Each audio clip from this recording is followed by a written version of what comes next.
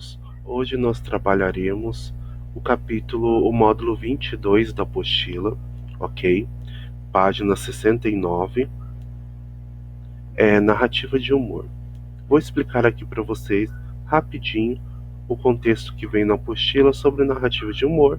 Depois vocês farão, certo, as atividades solicitadas. Então vamos lá. Aqui na página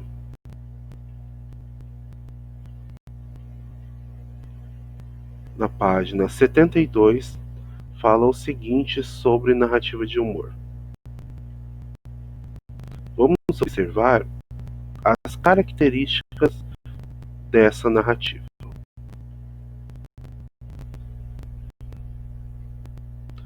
Então aqui, ó. Características da narrativa de humor. Existem textos cuja principal função é despertar o nosso bom humor. São os textos cômicos ou humorísticos. São muitos tipos de narrativas de humor. Longas e breves, orais e escritas. A piada é a mais comum. Há contadores de piadas que guardam na memória uma verdadeira coleção, como em um fichário.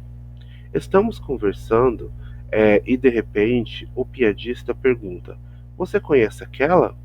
E começa, né? Já disse que meu filho se chamava Antônio. Um dia ele tinha 4 anos e dei uma bronca nele, sei lá por quê. E ele me xingou feroz. Você é uma anta.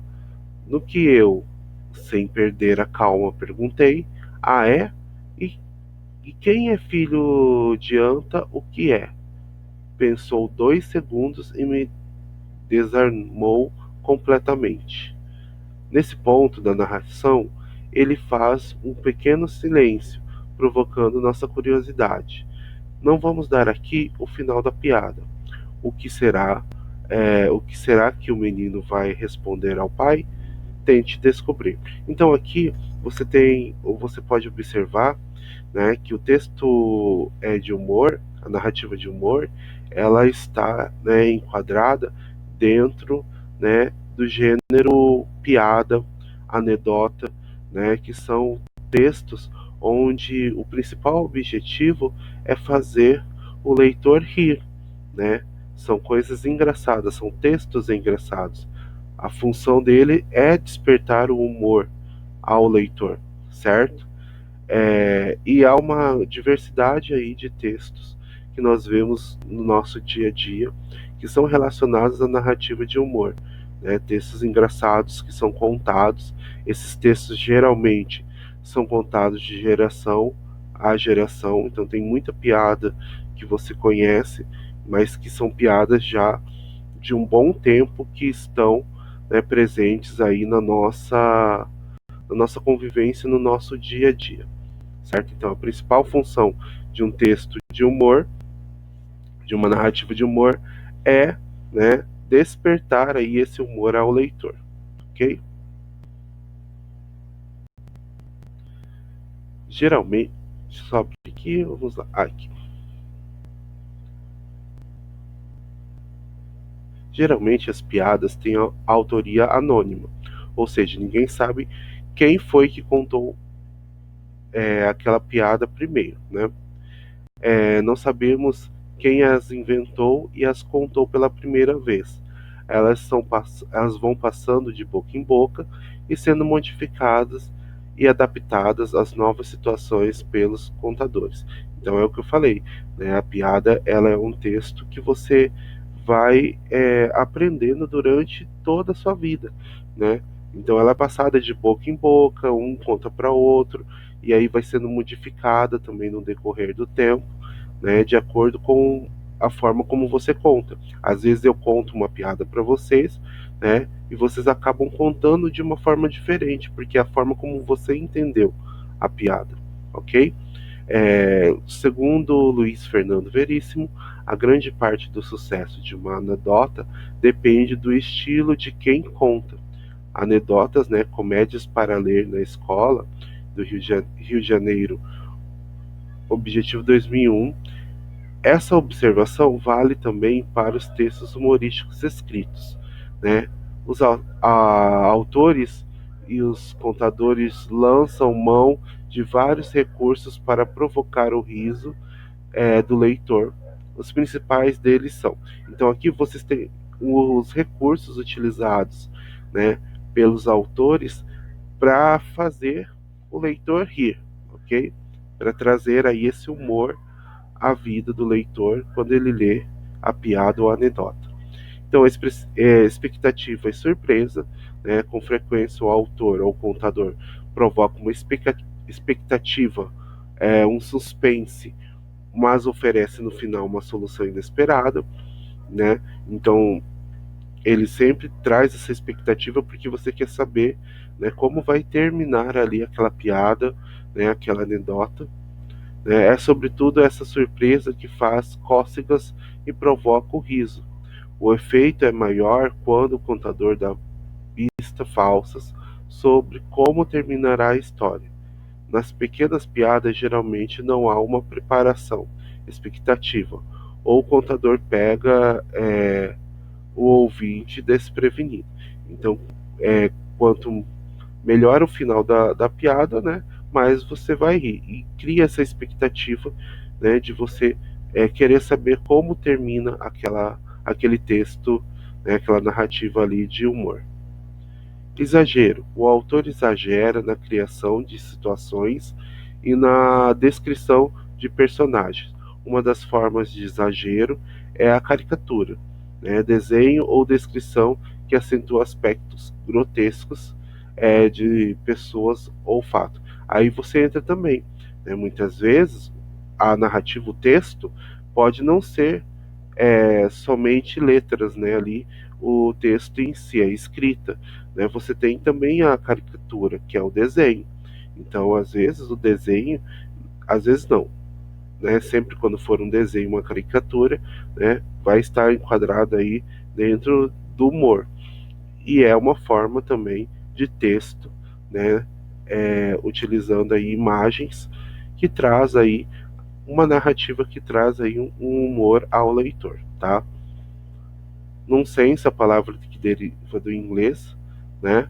É disparate, absurdo, frase sem sentido, sem coerência com o contexto. Então são aquelas frases engraçadas que você encontra também aí no contexto, principalmente às vezes na internet, tá? Jogos de palavras, trocadilhos, empregos de palavras semelhantes ou iguais, mas com significados diferentes, e duplo sentido, ambiguidade. Então, duplo sentido, né, que é a ambiguidade, né, ou trocadilho ou palavras engraçadas que são utilizadas dentro do contexto de uma piada também fazem parte aí da estrutura, fazem parte do mecanismo que é utilizado para fazer a piada, para fazer o leitor rir. Subentendidos, coisas que não são ditas claramente, mas que o ouvinte ou leitor deve entender com a ajuda do raciocínio. Então, aquelas piadas, né, que tem um teor onde o autor da piada ele deixa algo subentendido, algo que depois muitas vezes você naquele momento não entende a piada, mas passa um tempinho e você entendi, né? Por quê? Porque ele deixou algo subentendido que naquele momento você não compreendeu. E depois você compreende e acaba até rindo realmente do que ele estava propondo ali dentro da piada, ok? Pensando nesse último recurso, podemos completar a frase de Luiz Fernando Veríssimo. Grande parte do sucesso de uma anedota depende do estilo de quem conta e da inteligência e da sensibilidade de quem ouve. Por que inteligência e sensibilidade? Porque há a questão do conhecimento de mundo, né? Dependendo do tipo de anedota, né, de piada que é contada, principalmente anedota, né, que vocês vão ver aqui a diferença agora de anedota e piada, é, se você não, se é uma anedota que é contada em cima de um tema de conhecimento de todos, né, você compreende. Mas se é uma anedota específica, em cima de um conhecimento, né, específico, se você não conhece, se você não tem conhecimento sobre aquele tema da anedota, você não vai entender a piada, né? Então você tem, por isso que depende da inteligência e sensibilidade de quem ouve, porque se você não tem contexto para entender aquela anedota, não vai causar, né, aí o objetivo que é o humor, certo? Se você conhece, sabe sobre o que está sendo dito, né, aí causa humor, aí você ri, aí você compreende o que o autor da anedota quer dizer, ok? Então vamos aqui, só para finalizar essa explicação rápida, tá? Indicar a diferença de anedota para piada, tá? Anedota é coisa não publicadas, certo? Seria o quê? Particularidade curiosa ou chocosa que acontece à margem dos eventos mais importantes de uma determinada personagem ou passagem histórica, narrativa breve de um fato engraçado ou picante, sinônimos, piada, conto, episódio, é, historieta. Então, aqui você tem uma questão. A anedota, ela trabalha muitas vezes essa questão de passagens históricas, fatos que aconteceram ou até mesmo que estão acontecendo na nossa sociedade e que são transformados de forma humorística, né? Então é o que eu falei. Se você não conhece esse fato, se você não sabe o que está acontecendo na sua sociedade, se você encontra aí, se você vai ler, né, uma anedota, né, relacionada a isso, a esse tema, você não vai compreender, certo? Então por isso que é importante sempre estar bem informado, tá? E piada, né? Origem da palavra piar, dito ou alusão engraçada, história curta de final surpreendente, às vezes picante ou obscena, contada para provocar risos. Sinônimos: anedota, broma, cachoada, gozação, motejo, pilhéria. Né? Então aqui você tem uma questão. A piada, geralmente, ela é focada no humor, né? Então é algo para realmente fazer rir, ok? A anedota nem sempre ela é focada no humor, ela é focada no tema, ela é focada no contexto que está sendo trabalhado ali para fazer o humor, né? Então, a anedota ela pode ter como sinônimo a piada? Sim, porque ela traz a questão do humor, certo? Mas ela foca principalmente na questão do tema, né? Então ela pega um tema aí histórico ou uma narrativa breve, algo engraçado, mas que tenha um contexto aí histórico, e aí ele transforma esse contexto histórico numa história engraçada. E aí você tem a anedota, né? A piada não, a piada pode ser um conto, uma narrativa ali, mas que não tenha nada histórico, que não tenha um tema, que é feita simplesmente para você rir, ok? Então, essa é a grande diferença. Anedota eu trabalho algo atual ou histórico, né, que traga o humor, porém você também tem que ter a base aí histórica para entender, né?